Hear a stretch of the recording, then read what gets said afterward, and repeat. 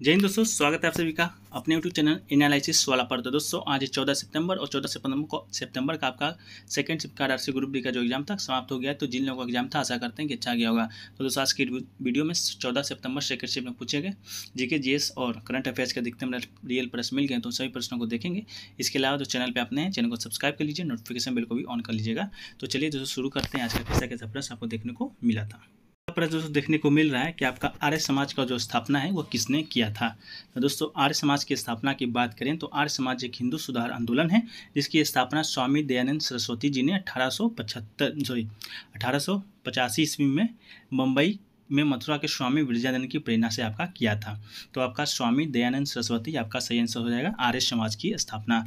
अगला प्रश्न है दोस्तों आपका कि 6वां संविधान संशोधन है वो कब और क्यों हुआ, आपका इससे रिलेटेड आपका प्रश्न। तो बात करें भारत का 6वां संविधान संशोधन का, जो आपका 2002 ईस्वी में हुआ था।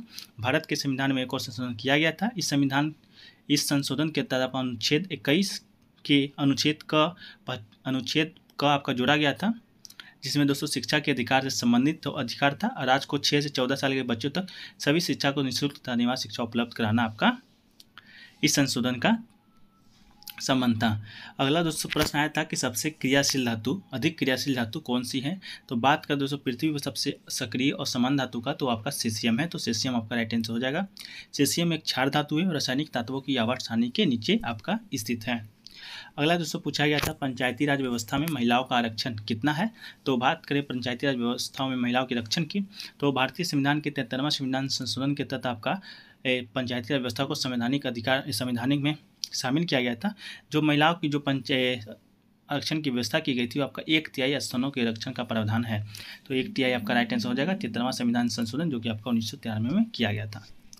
अगला है दोस्तों कि नई आवर्त सारणी किस पर आधारित है। तो बात करें दोस्तों नई आवर्त सारणी का, तो आधुनिक जो आवर्त सारणी वो आपका परमाणु क्रमांक पर आधारित है। आधुनिक आवर्त नियम के अनुसार तत्वों के भौतिक रासायनिक गुणों उनके परमाणु क्रमों के आवर्त फलन होते हैं। तो आपका परमाणु क्रम पर आधारित आधुनिक आवर्त सारणी, जिसको ग्रेगर जोड़ मंडल ने दिया था। अगला दोस्तों कि बौद्ध धर्म में पहला उपदेश किस भाषा में दिया गया था। तो बात करें बौद्ध धर्म का, वो आपका उपदेश पाली भाषा में दिया गया था। बुद्ध के समय समान बोलचाल की भाषा पाली ही थी और शिक्षित वर्ग की भाषा संस्कृत थी। महात्मा बुद्ध द्वारा प्रथम उपदेश देने की घटना को बौद्ध धर्म ग्रंथों में आपका धर्मचक्र परिवर्तन के नाम से जाना जाता है। तो आपका जो पहला उपदेश आपका पाली भाषा में दिया गया था, किस लिए, क्योंकि जो पाली भाषा था वो जन सामान्य की भाषा थी। अगला है कि राष्ट्रपति अपना वीटो शक्ति का इस्तेमाल कब करता है। तो दोस्तों बात करें राष्ट्रपति के वीटो पावर का, तो अर्थ है कि राष्ट्रपति के पास ऐसे पावर का होना जिसके आधार पर वो किसी भी विधेयक या प्रस्ताव को अस्वीकृत कर, लंबित कर, अटका कर उसे कानून बनने या लागू होने से रोक सकता है। ज्ञात है किसी भी विधेयक पर आपका जब तक राष्ट्रपति की सहमति नहीं मिलती वो विधेयक अधिनियम नहीं बन सकता है। तो दोस्तों इसका ऑप्शन क्या आया था बताइए। कैसे तुम वीटो शक्ति के बारे में आपको बता दीजिए कि कब कर सकता है। जब राष्ट्रपति का मन हो किसी कानून पर आपका साइन नहीं करने का, तब वो अपना वीटो शक्ति का कर सकता है। अगला दोस्तों अनुच्छेद 24 किससे संबंधित है। तो अनुच्छेद 24 की बात करें कारखानों में आदि में बालकों के नियोजन से प्रतिषेध से संबंधित है। 14 वर्ष से कम आयु के किसी बालक को किसी कारखाने या खान में काम करने के लिए नियोजित नहीं किया जाएगा, अन्य परिसंकटमय नियोजन में नहीं लगाया जाएगा। आपका अनुच्छेद 24 से संबंधित है। अगला है दोस्तों कि क्षेत्रफल को आधा, लंबाई को दोगुना करने पर प्रतिरोधकता पर क्या प्रभाव पड़ेगा। तो लंबाई दोगुनी करने पर अनुप्रस्थ काट का क्षेत्रफल आधा रह जाएगा दोस्तों, अंतर नया प्रतिरोध प्रारंभिक प्रतिरोध का 4 गुना हो जाएगा। तो अपना ऑप्शन से दोस्तों इसको मिला लीजिएगा।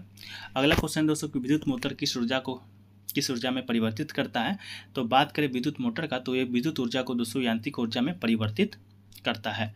अगला दोस्तों समताप मंडल को क्षोभ मंडल से कौन अलग करता है। तो क्षोभ सीमा जो कि दोस्तों आपका क्षोभ मंडल के शीर्ष पर स्थित वायुमंडल के संकीर्ण क्षेत्र है, ये क्षोभ मंडल वायुमंडल के समताप मंडल को विभाजित करता है। तो क्षोभ सीमा आपका राइट आंसर हो जाएगा। अगला दोस्तों 11वां मौलिक कर्तव्य क्या है और कब जोड़ा गया। तो दोस्तों बात करें 11वां मौलिक कर्तव्य का, तो ये दोस्तों आपका जो मौलिक कर्तव्य है आपका कॉमन क में आपका सम्मिलित है भाग 4 में। और मूल संविधान की बात करें तो मौलिक कर्तव्यों की संख्या 10 थी, लेकिन जो 11वां मौलिक कर्तव्य है आपका 6वां संविधान संशोधन 2002 के द्वारा जोड़ा गया था। तो वर्तमान में आपका 11 मौलिक कर्तव्य है। अगला है कि किसके द्वारा सूर्य की किरणें को किस स्थान से पर एकत्रित किया जाता है। तो सूर्य की जो किरणें हैं को एक जगह पर उत्तल दर्पण से एकत्रित किया जाता है। तो उत्तल दर्पण आपका राइट आंसर हो जाएगा। अगला दोस्तों कि उष्णकटिबंधीय मौसम विभाग का जो मुख्यालय है वो आपका कहाँ पर स्थित है। तो बात करें उष्णकटिबंधीय मौसम विभाग की स्थापना मुख्यालय का, तो ये आपका 1905 ईस्वी में शिमला में था, लेकिन दोस्तों 1988 में पुणे अंततः नई दिल्ली में आपका स्थापित कर दिया गया था। तो नई दिल्ली आपका राइट आंसर हो जाएगा। अगला है दोस्तों, हाल ही में स्वर्ण पदक जीतने वाली नीतू घनघस का संबंध किस खेल से है? तो दोस्तों विश्व महिला मुक्केबाजी के दिग्गज नामों से एक है। MC मेरी कॉम को ट्रायल में हराकर कॉमनवेल्थ गेम्स 2022 के अपना टिकट बुक कराने वाली खिलाड़ी का नाम है नीतू घनघस। तो ये दोस्तों आपका किससे संबंधित है? तो मुक्केबाजी से आपका संबंधित है।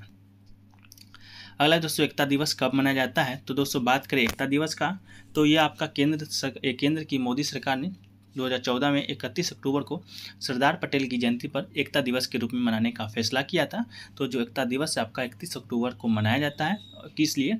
ये आपका सरदार वल्लभ भाई पटेल जी का जन्मदिन था।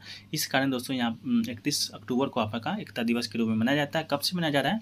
तो ये आपका 2014 से मनाया जा रहा है। और सरदार वल्लभ भाई पटेल के बारे में प्रश्न देखिए क्या पूछा गया था आपका पिछला दिनों में। तो ये आपका पूछा गया था जो आपका बारदोली का सत्याग्रह, तो किससे संबंधित था? तो ये आपका सरदार वल्लभ भाई पटेल जी से ही आपका संबंधित था बारदोली सत्याग्रह। और उसी में दोस्तों इनको पटेल जी को सरदार की उपाधि दी गई थी बारदोली की महिलाओं के द्वारा। अगला क्वेश्चन है दोस्तों आपका कि IIT खड़गपुर में किस कैंसर थेरेपी का इनोवेशन किया गया है? तो दोस्तों मुंह का कैंसर पता लगाने की थेरेपी का विकास किया है IIT खड़गपुर। तो मुंह के कैंसर को पता लगाने के लिए दोस्तों IIT खड़गपुर के द्वारा आपका थेरेपी को इनोवेशन किया गया है। इसके अलावा दोस्तों और भी क्वेश्चन पूछे गए थे जो कि क्वेश्चन मुझे नहीं मिल पाए हैं। अगर आपको मालूम होगा तो आप कमेंट सेक्शन में दोस्तों ज़रूर बताइएगा। इसके अलावा दोस्तों अगर आपको इस वीडियो का PDF चाहिए तो आपको कहाँ मिलेगा? तो आपको टेलीग्राम पर मिल जाएगा, लिंक डिस्क्रिप्शन बॉक्स में दिया रहेगा। इसके अलावा 17 से 15 सितंबर तक, मतलब 17 अगस्त से आपका एग्ज़ाम शुरू हुआ था, 15 सितंबर तक अगर आपको PDF चाहिए तो मात्र 20 रुपये में दोस्तों आप इसको प्राप्त कर सकते हैं। व्हाट्सएप पर मैसेज कीजिएगा। व्हाट्सएप नंबर दोस्तों डिस्क्रिप्शन बॉक्स में आपका दिया रहेगा। ऐसे एक बार यहाँ भी लिख देते हैं आपका 9973741666। दोस्तों ये आपका व्हाट्सएप नंबर है जो कि दोस्तों आपका है। यहाँ पर मैसेज करके आप PDF प्राप्त कर सकते हैं। तो दोस्तों वीडियो कैसा लगा कमेंट सेक्शन में बताइएगा। अच्छा लगा तो वीडियो को लाइक कीजिएगा, दोस्तों में अधिक से अधिक शेयर कीजिएगा। और चैनल पे नए होंगे दोस्तों चैनल को सब्सक्राइब कर लीजिएगा, नोटिफिकेशन बेल को भी साथ साथ ऑन कर लीजिएगा। तो दोस्तों मिलते हैं आपका नेक्स्ट वीडियो में। जब तक के लिए जय हिंद, जय भारत।